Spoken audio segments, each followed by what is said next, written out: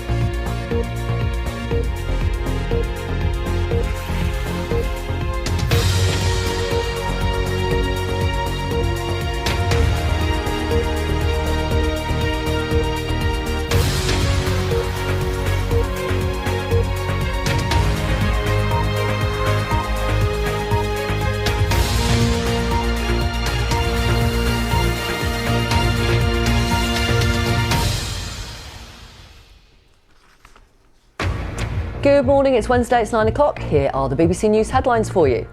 If you test positive on a lateral flow and don't feel ill, the government's finalising plans to drop the requirement in England that you need to get a PCR to confirm it.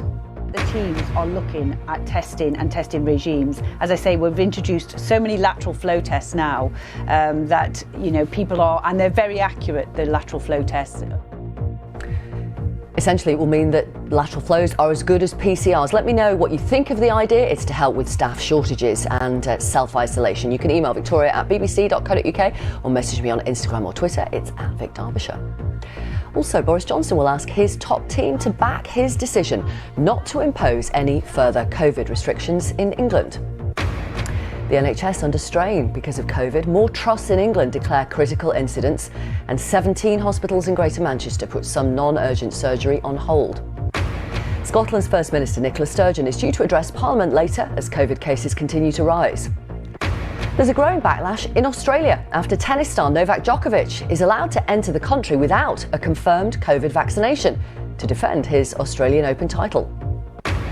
A judge in New York is considering whether to dismiss a civil case accusing Prince Andrew of sexual assault.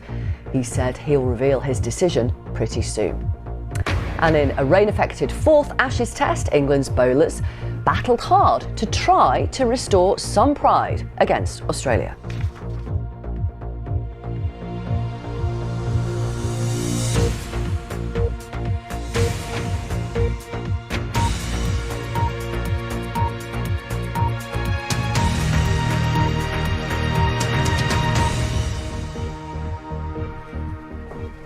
Hello, good morning. The government's looking to change the rules on COVID tests in England to ease staffing shortages by reducing self-isolation periods.